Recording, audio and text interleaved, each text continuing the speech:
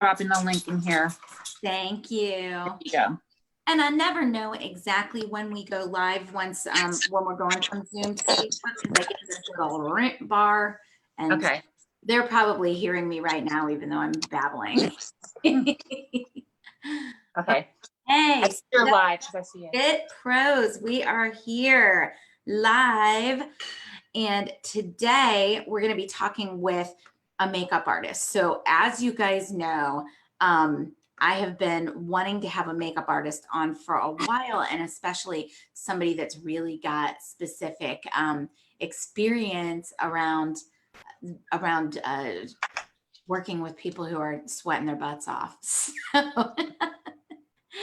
So Susan has agreed to come on and talk to us about makeup and I don't know, are you going to talk about hair at all? I don't think we're really covering that today, but not hair, just makeup. Just she's got some great tips for us, and I'm really excited to have her. So let me tell you about Susan. Susan has been a professional makeup artist for 6 years. She has been working in film, TV, and editorial, as well as with brides. And you're located in Florida, correct?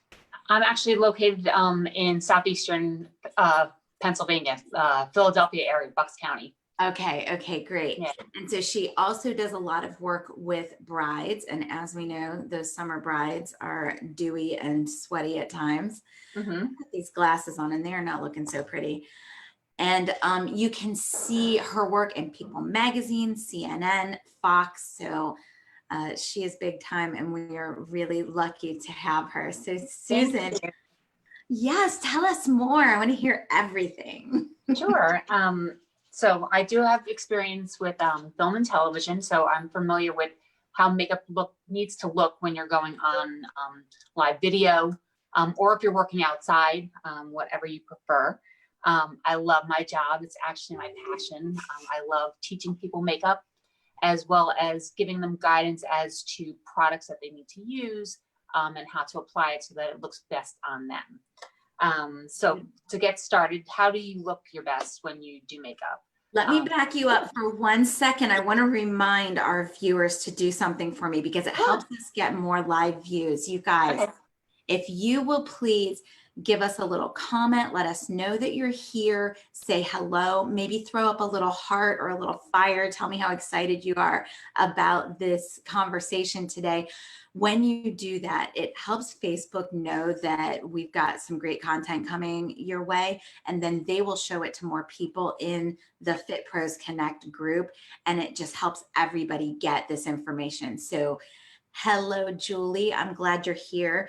And I never understood, Susan and Julie, I've never understood why people do that at the beginning of the Facebook Live. I always thought it was obnoxious to be like, hello, Julie, hello, blah, blah, blah, like everybody that was coming in. And now I get it. That's why. It's because when you get people engaged in the beginning, then Facebook shows it to more people. And we want all the Fit Pros to get this information. So that's what we're doing. Awesome. Okay.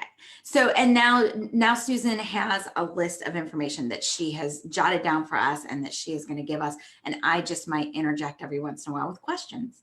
Yeah. And if you do have questions, you can drop them in the comments on Facebook, and I'm more than happy to answer them at the end of our session. Beautiful. That is perfect. Thank you. You're welcome. Okay. So how do you look your best on camera when you are being active and getting engaged with your clients, whether it's indoors or outdoors? There's 2 steps that I always recommend when you start. Number 1, you always want to hydrate. When you hydrate, when your skin is hydrated, it actually has more elasticity. It holds your makeup better. So that's something I always recommend. And as I'm sure you all know, half your body weight in water per day will allow you to do that. The skin is the largest organ, so you do need to keep it hydrated. If you are feeling dehydrated, it does take a couple days to actually allow the effects of the water to get to your skin. So that's why I always recommend half your body weight in water per day. And then sunscreen, the higher the SPF. Interesting. Let me circle back to the water real quick. So I think that's really interesting because we as fitness professionals, of course, we are drinking water all the time. Right. But when we all made that transition and started going virtual, it was like a whole different ballgame, because Mhm. now all of a sudden you're just seeing yourself in different angles, in different ways. I'm Mhm. so aware now of when I turn my chin, because I'm over 40. So when I look at this screen over here, this looks terrible. And so you're just seeing yourself in so many different ways. And Mhm. so I love that you covered that, you want to hydrate not because you're exercising, but because if your skin is not plumped up with water, that it's not going to hold the makeup. Right. It's the elasticity. And when your skin is hydrated, it just looks completely different than when you're dehydrated. And it can be dehydration from exercising, from sweating, from just the heat, the foods that we eat. So that's why I always recommend the first step is to hydrate, even in the colder months. When you don't want to drink the water anyway. It's just the benefits on your skin from the hydration is just so great. So I highly recommend that step. So I have a follow-up question now that you Sure. mentioned food. So are there things that you would recommend in terms of diet, or specifically when you know you're going on camera the next day, things that you should not eat or drink? I would stay away from the caffeine. That's one thing that I recommend. And I'm a caffeine, oh, excuse me. Yeah, I'm a that's big really coffee hard for drinker. me. I've got my I know, mine's here. I'm a big caffeine drinker, but caffeine can dehydrate your skin. So that's the one thing that I recommend to, like, if you know you're going on camera and you want to look your best. I'm not saying not to have the coffee, just maybe don't drink as much of the coffee. Okay. Also try to get a great night's sleep. That's always going to make your skin look better. And eat vegetables that have a lot of water in them to give you that extra hydration that you're looking for. Lettuce has a lot of water, cucumbers, those are all vegetables and foods that are good for your body and that give you that water that you want on your skin. Not on your skin, but like in your body to help hydrate your skin. Yes, beautiful. So those are always things that you need to remember. That is great stuff. Thank you. The next thing is sunscreen, and I always recommend there's two different types of sunscreen. So depending on whether you're indoors, outdoors, again, it's really preference. Depends on if you have skin sensitivities or not. There's two types. There's a chemical sunblock, which is a sunblock that actually sits atop the skin. Zinc is the best example of that, versus a chemical sunblock, which is any other type of sunblock that you can put onto your skin and actually gets absorbed into your skin within the first 15 minutes. So if you're outdoors and you're being active, I would highly recommend a chemical sunblock. They typically last up to 80 to 90 minutes. The higher the SPF, the better it is for your skin. So if you're outside and you're doing an outdoor virtual exercise class, you want to wear sunscreen in the summer, but also in the winter months. You never can be too sure. So I always recommend wearing sunscreen year round. Some of the products that I actually use for myself have SPF in them, which is great. It may not be, the same thing as like a 30, but it has something in there to give you that block from the UVA, UVB rays. Okay. So when you, at the beginning, you said zinc, and zinc is an example of which kind? It's a physical sunblock. It actually sits atop the skin, so it's not going to move. Like if you put zinc on, I think typically like surfers wear it either on their nose or under their eyes. I don't think it's under their eyes. It's actually on the tip of their nose. It actually sits there. You can actually see it. Whereas a chemical sunblock is like a spray or a lotion, a cream. It actually gets absorbed into the skin within the first 15 minutes. And it's actually the chemicals that are blocking the UVB, UVA rays from giving you a burn. So again, the higher the sunblock, the higher the skin protection factor. So 30 is typically what I always recommend to go to. It gives you the highest benefit of blocking those UVA, UVB rays. Okay, so I have I have a follow-up question. Sure. This is it may be dumb. I have heard that raspberry oil is a natural sun block, like a physical barrier. It's a sunblock. I have not, but I'm more than happy to research it and find out. Typically, I just go with like the mineral sunblocks, just because I prefer that, but there are products out there that do offer that, but I haven't heard about raspberry oil, but that's interesting. And I'd love to learn more about it. Other ones that would be a natural alternative to a chemical sunblock. Trying to think of off the top of my head. I'm sorry, I'm putting you on the spot because I did not. No, I can get that list for you. It was actually an article that I read recently that they said that you can use these types of products as an alternative to actually using chemicals on your skin. So, Okay. but I'm more than happy to drop that in the link at the end of the session. Thank you. You're welcome. Okay, so then the next step is step 3. And this is actually my motto towards my makeup look when I do makeup. Less is more. You want to show the real you. You don't want to hide behind your makeup. And it's better for your skin, especially when you're exercising. You want to use products that actually can get absorbed into your skin while still giving you that fully finished look. So what I mean is you want to use a tinted moisturizer versus a full coverage foundation. It gets absorbed into your skin more, so it's not going to allow your skin to breathe. Whereas a foundation, a full coverage foundation, will sit atop the skin, and you'll be more prone to sweating, or more prone to sweating. And since you're exercising, you're going to sweat anyway. You don't want your makeup to run. So I always go with the route of less is more. Foundation or tinted moisturizer, concealer, spot correct, mascara, eyeliner, and a little lip gloss just to give you a little pop of color. And would all of those products be waterproof, or would only some of them be waterproof? I typically go for waterproof for like the eye makeup.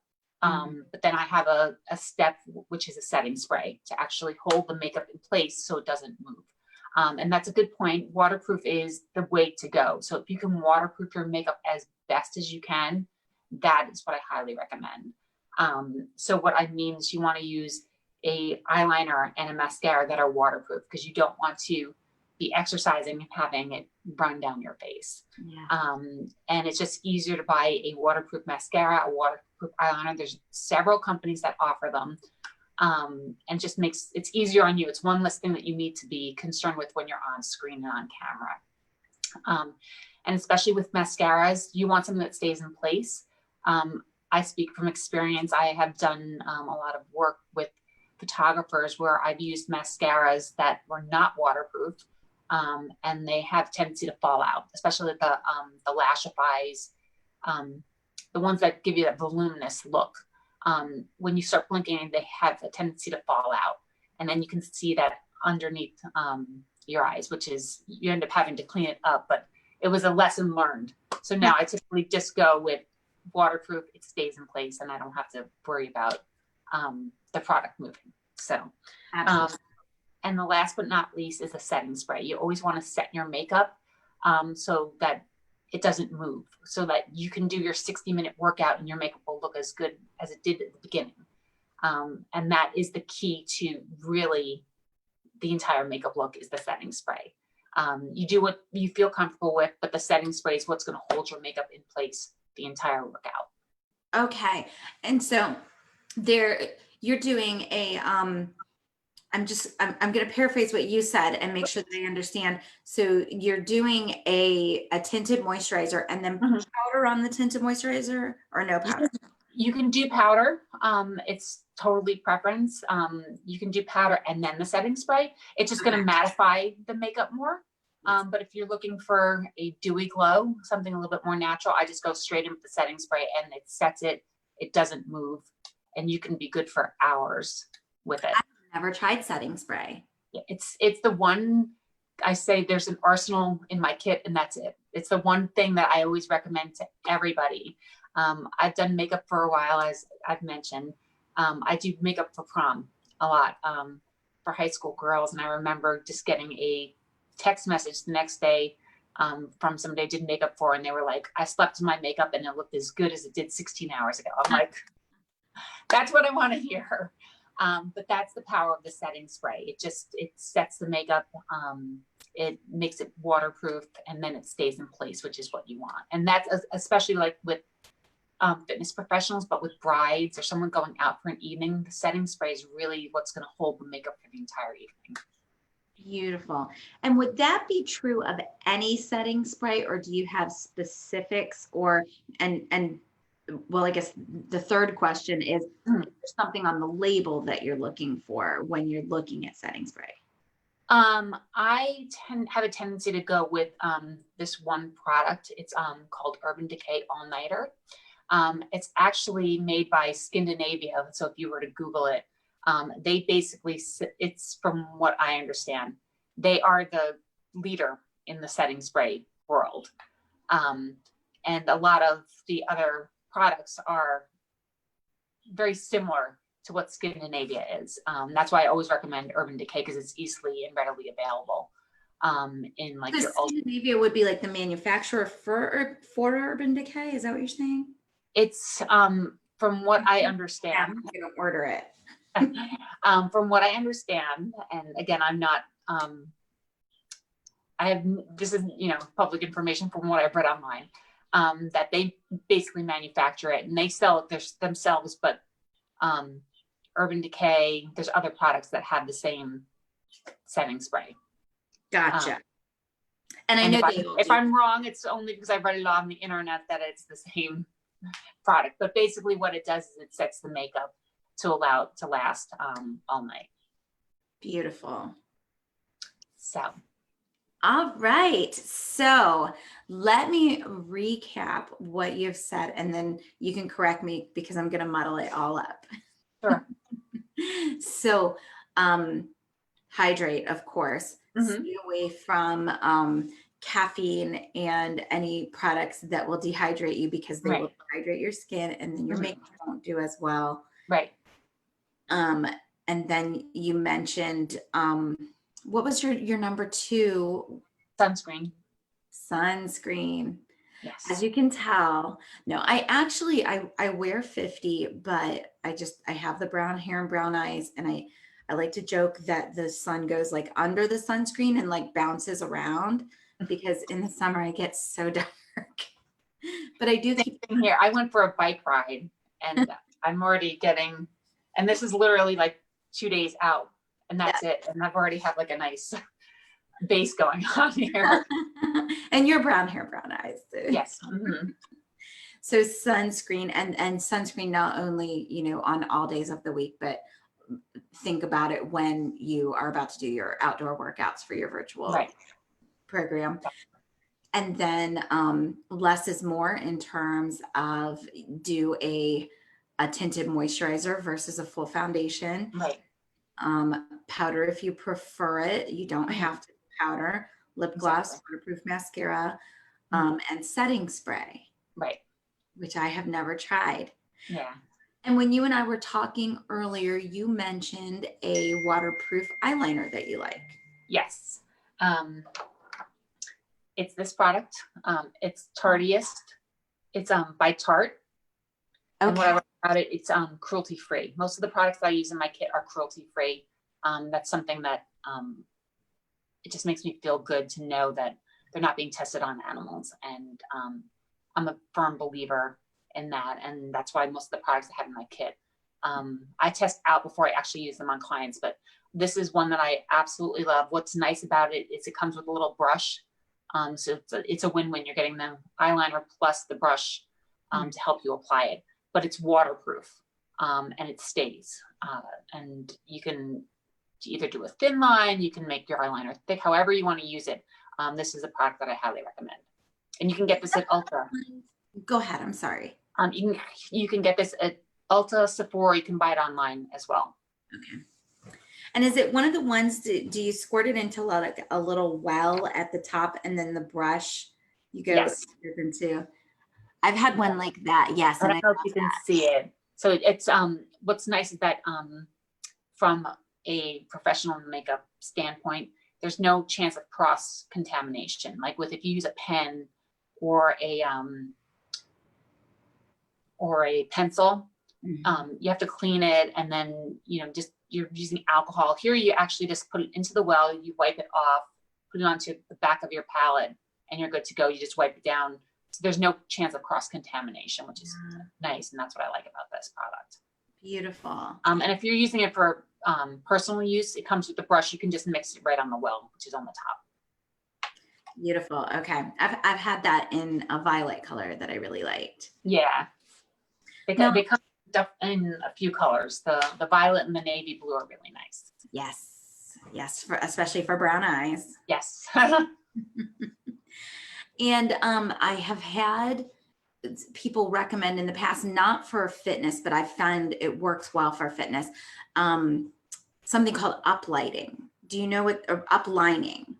Are they referring to tight lining? Where you go up under like this, right up under the ridge? Tight lining. Okay. It's tight lining. The wrong thing.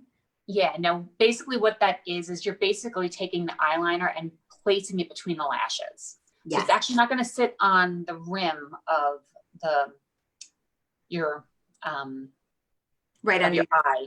You're actually moving it up enough that it's sitting, you're placing it actually between the lashes. So it's not going to actually look like eyeliner. You're actually going to look like your lashes are full. So it's going to give you that full lash effect without looking like you're wearing makeup.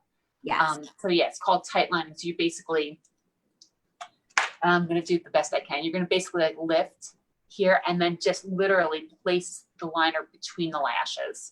And it's going to give you that full lash look without looking like you have eyeliner on. And don't mind me, it's actually pouring out here in PA. We're having a thunderstorm right now. So if it's noisy in the background, that's what it is. No, you can't hear it at all. It's actually really good. Okay. So it's called tight lining. And I feel like, so I've recommended that just from my own personal arsenal, which is not good or anything, but to me, I feel like it does give you a little bit of eyeliner that isn't going to move as much. Exactly. Yeah, because you're placing it so finely between the lashes. When you brush it on, it's actually going to sit between the lashes. So it's going to fill those gaps.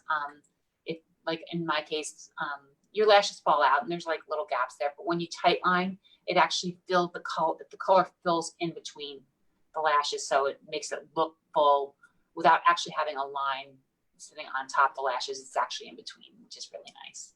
Beautiful. All right. Yeah. Well, you guys throw up your questions. Do you have questions? So the way that my show works a lot of times, and especially as people are working on their reopening plans, that we get a lot more views in the replay. And so I'm trying to kind of predict what the questions might be, because we don't have a ton of people watching live, but by the end of the day, we usually have a couple hundred views. Okay. So yeah, you're going to be. And if they want to tag me with questions, they can just type in my name, and I'm happy to jump in and answer whatever questions anyone has. I'm so glad you mentioned that, because y'all, Susan is a part of the group. I did add her to the group specifically for that purpose, so that she can answer questions for us, and because she was gracious enough to accept my invitation. So thank you. She is part of the group. It's Susan Carabello with C-A-R, Carabello. Yes, C-A-R-A-B-E-L-L-O. Beautiful. All right. And you sent me a link to your kind of recommended product list, and I'm going to put that in the comments on Facebook. Okay. So let me do that. Yeah. So that's for the 3 products that I recommend: the sunscreen, the concealer, and the tinted moisturizer. And then the other 3 products I have here separate that I can recommend. Oh, and it looks like we do have a few questions here. So spray tan usually comes off. Would the set spray help with spray tan? Well, spray tans are designed to actually fade naturally. So is she asking, like, is the sweat actually causing? It's actually John is asking. Oh, okay. So is the spray tan causing this? Is the sweat causing the spray tan to come off? John, if you can throw that up in the comments, are you saying that when you sweat that's what causes the spray tan to come off? Let's assume that he's saying yes on that. Okay, yeah, that's completely normal, especially within the first 24 hours. Your body's sweating, is going to cause the breakdown in the spray tan. That's completely natural. I've done spray tans for people, and that's the first thing I always, recommend. And when I was trained to spray tan, is that within the first 24 hours, you want to keep your body cool, because it's going to cause the sweat's going to cause the spray tan to move. And then in which case you're going to get streaks. So if it is the sweat, which I'm assuming it is, I would wait, but because after the first shower, it's going to rinse the bronzer off, and then it's going to naturally evolve over time. So the setting spray is not going to move the spray tan, if that's what the question is. But I wouldn't recommend using it until once the spray tan is actually set, typically 8 to 12 hours after the spray tan is done. Mm-hmm. Are there any other things that you would recommend to lengthen the life of a spray tan for somebody who's sweating a lot?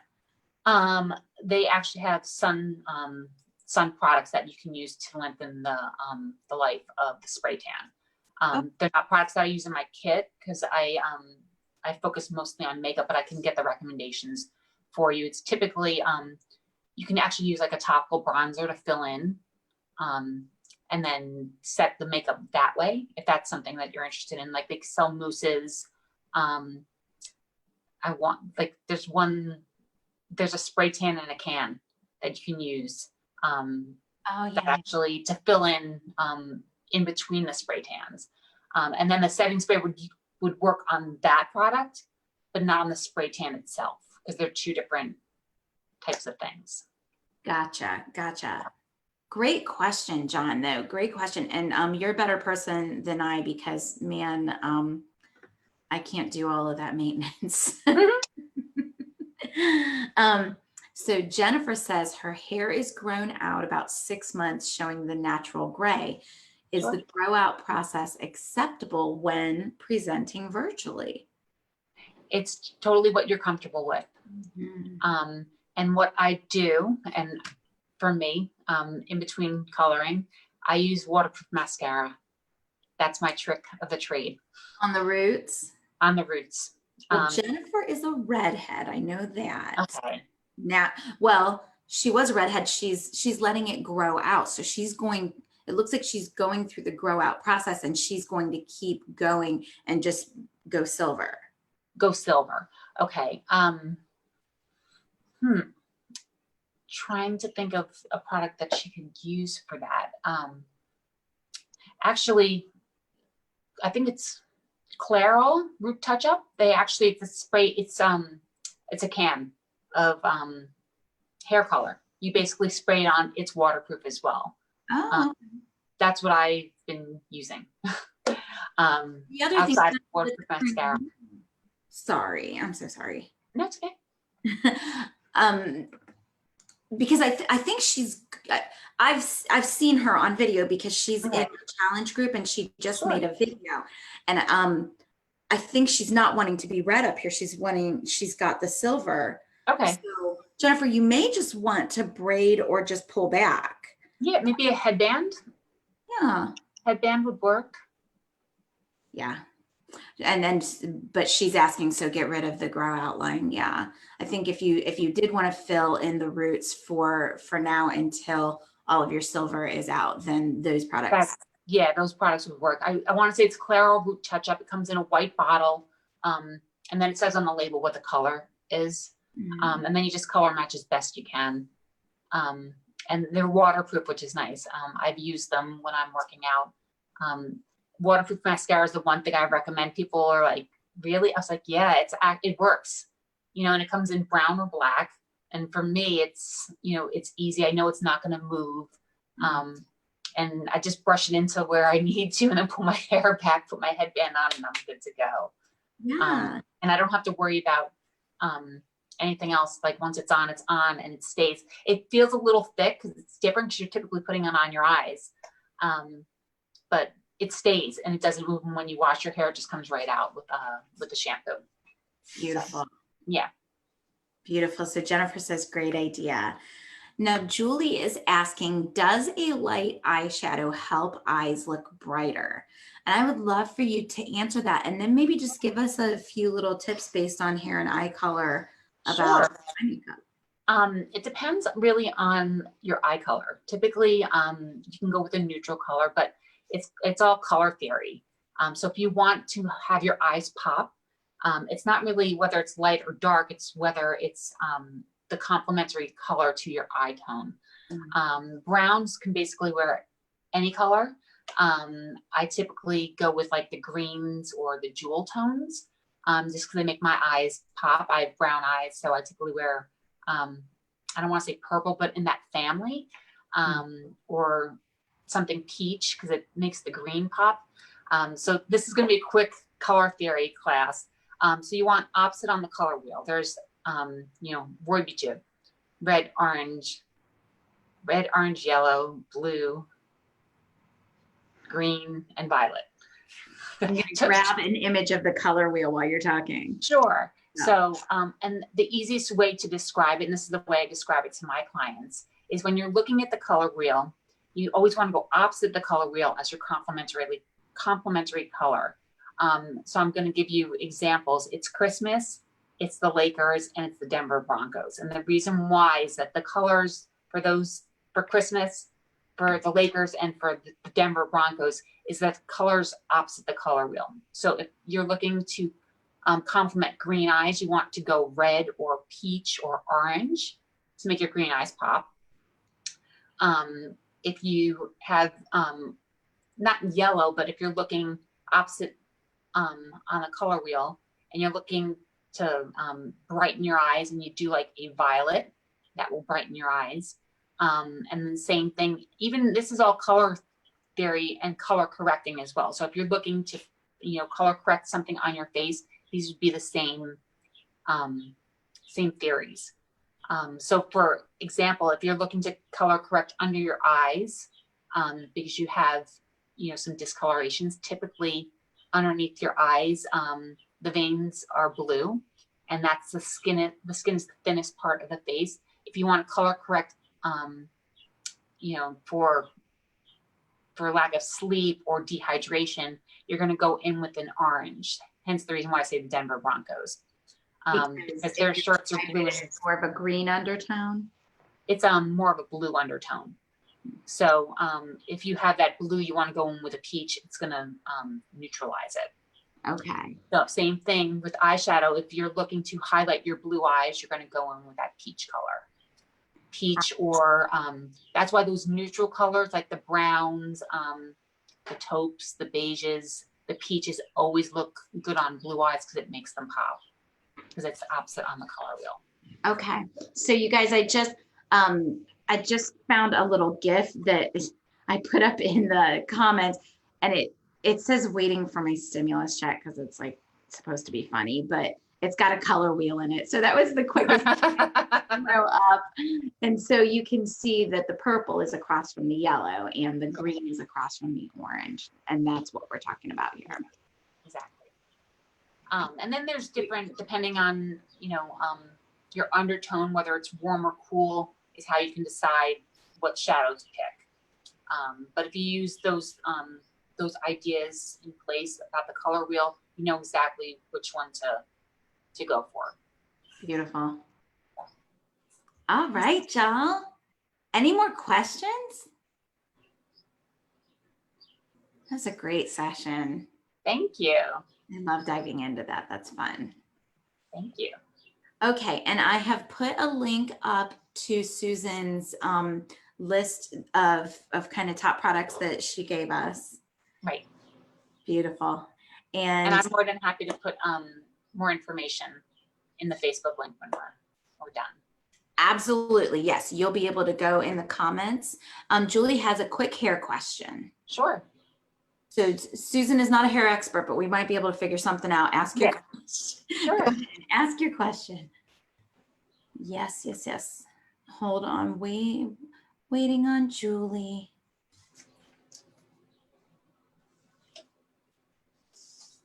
So are there any makeup tips for this right here? What are you looking to make it more defined? Yeah, so I'll be 47 in August, and I'm just really starting to notice this and be self-conscious of it. Yeah, it's if you were looking to contour it is what I typically recommend. So like contour you're gonna do in with a bronzer, a matte bronzer versus a shimmery bronzer. And I'm gonna use the rule of 3. So you wanna put bronzer to contour on the temples, you bring it down underneath your cheekbone and then around underneath your jawline. And then I haven't ever done makeup down there. That could be good. so if you do the rule of 3, it's going to look like a 3. That's the reason why I show it this way. You're going to start up here. You're going to bring it, I mean, obviously across, because what it's going to do, it's going to shorten the forehead, and then it's going to just shape the face into it's going to contour the face into the shape that you are looking to have. So it's gentle, it's light, it doesn't change entirely unless you're going like in with like a really dark bronzer to really get those shadows. You don't want to do that. You want to use something natural looking, and then bring it down this way and then down the neckline. Okay. Typically that's why I always recommend a bronzer versus there's other contouring products, but bronzers always, it makes it look natural and effortless. But there's other products that are that can be used, but bronzer is always the most natural looking. Okay. That's the reason why I recommend it. Makes sense. All right. So Julie is asking about hair looking flat on camera. And specifically, she said, when I put my hair in a ponytail, it looks like it's kind of stuck to my head. Is there anything I can do to poof it up? Do you have any tips for us? So is it a high ponytail or is it pulled back ponytail? I don't remember what Julie does. Let me see if I can find a picture. And Julie, please, feel free to, of course, give us that answer. Because she's got hair like mine, so she's just got the. She's looking for a bump. Is that what it is? So it doesn't look flat here and then the ponytail. So she's looking for a little bump on top. The easiest thing would be to, what's the word I'm looking for? To tease it. Yes. That's the easiest thing. When you're doing the ponytail, even if the ponytail is back here, you want to just hold the ponytail and then tease this part and then flatten it. Because then it's teased underneath, so it's giving you that bump, and then you can pull it up, so it's going to give you that lift right here into the ponytail, so it doesn't look like flat and then a ponytail. Yes. I do it. Like I know when I always do like a high ponytail, so it always looks like it's sitting up over here. But I've learned that once I have the ponytail, if I just pull a few over here and then tease it, not out entirely, but tease it up and then just spray it back and flatten it, it gives me that little bump there with the ponytail, and then I can just use a pin, and the pin pushes the ponytail forward into the bump, like not a safety pin. Like a bobby pin? A bobby pin, thank you. You use the bobby pin to push into the bump, and it actually just goes like this, so it's going to push the bump up just ever so slightly. So instead of it looking like this, it's going to look like that. Yes. That makes sense. So I'll do that a lot with my buns. I don't mind this being flat right here, but I want my bun to be full. And so I'll take my bun and then make the bun, and it makes it bigger, which looks a little nicer. Yeah. And what I do for my bun is actually, I got it at CVS. I love it. You put the ponytail up, and then it's just like a bun holder. You put it right over the donut. And then you just, pin it down and you're good to go. But it looks fabulous, and it's like less than 5 minutes. Yes, I love those too. Yeah. Julie, one other thing that I have done a lot is I'll put the root lift on my hair when it's wet. Like let's say I'm going to be teaching in the morning, and the night before I might do the root lift, and just have some product in there so that when you do something, it just kind of lifts it up a little. Yeah. Trying to think, if the hair's dry, like I know, like if my hair's wet, and I pull it back, it tends to be like very flat. So if it's a little bit dry, it actually would be easier to get that bump. Yeah. But not like completely dry, but just enough that you can smooth it out. Yes. Yeah, that makes sense. And then it would still be real smooth. Exactly. And then, and if you use any product, it's actually not going to be absorbed completely into the hair, because if it's wet, the product tends to weigh the hair down a little bit. If it's dry, you can actually model it and maneuver it more. Yeah. Makes sense. Makes sense. I've also seen some methods where people will kind of they'll take a part and go like this.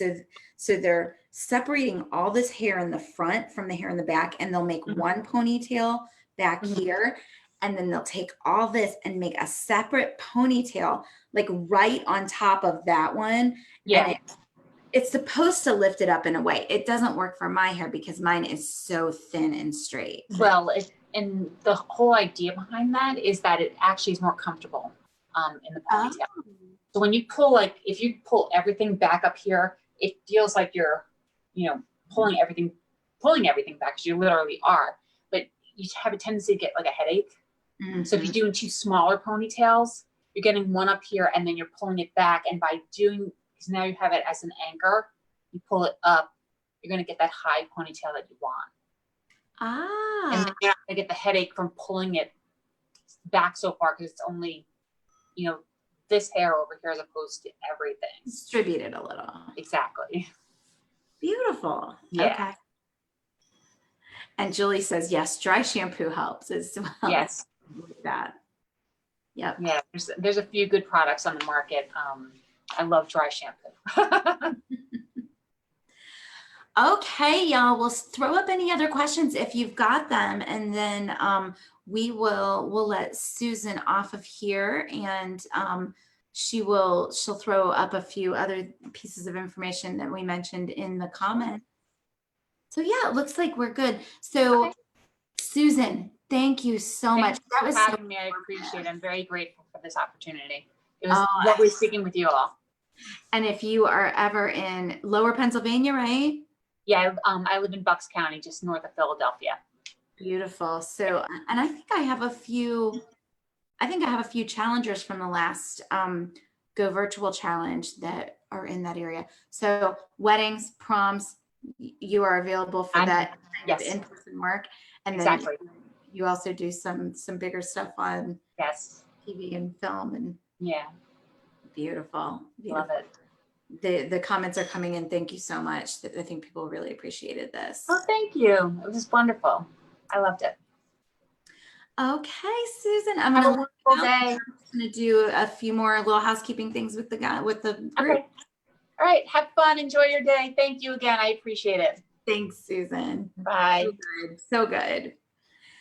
Okay, y'all. So let me just talk real quick about the Go Virtual and Get Paid Challenge. So you guys know about it. I've been talking about it all week ad nauseum in the group. After Friday, I will stop talking about it, and I will be in the group with the challengers a whole bunch. I'll still go live with you guys Tuesday and Thursday. And I wanted to mention before I let you guys go that I'm not going to do the challenge in July. So we did it in May, we did it in June, and then I'm going to take a break in July. I'm going to do it in August. And then I probably won't do it again for about 3 months, because I'm just going to take a minute to get my thoughts together. Like, all of this has really come together out of need, because so many fitness professionals needed to get online and start making some money. And I wanted to give the information that I had that could help with that. But I threw it all together so quickly. So like the website, you've seen it. It does not look pretty. It's a mess. There's just a lot that I'd like to do to shore it up and make it more beautiful. So I'm telling you that because if you are thinking you want to do the challenge, you need to do it with me this session, or you're gonna have to wait till August. And then if you wait till August, or if you don't make it in August, then it's gonna be like 3 months before I do it again. So make sure that you are in if you want to be in. And the other thing is, you might have seen me putting some information out there. If you were involved in if you were affected by the layoffs at 24 Hour Fitness that happened yesterday, that took a lot of people by surprise. I've heard that everybody kind of thought it was a meeting to talk about reopening, and then they kind of got a little curveball there.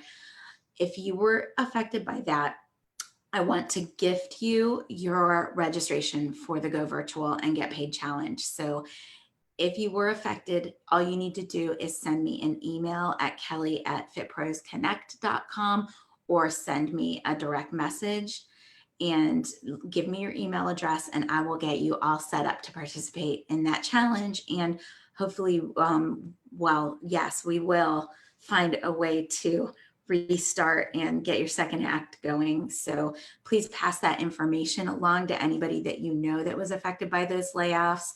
That is my gift to the community and just my way of trying to reach out and help and give back. So the more the merrier. Anybody that would like to take advantage of that, I would encourage you to get that information to them, or if that's you, to send me a DM and let me get you registered for the challenge. We're going to talk about so much stuff. You're really going to get a lot of valuable information, and it's going to help jumpstart your virtual workout career. All right, y'all, that's what I've got for you. Any questions before we jump off here? If not, I am going to let you guys go, and I will see you. If you're in the challenge, I'll see you tomorrow at noon Eastern for the kickoff meeting. And otherwise, I will see you at 2 o'clock on Tuesday. All right, y'all. Love you. Talk to you soon.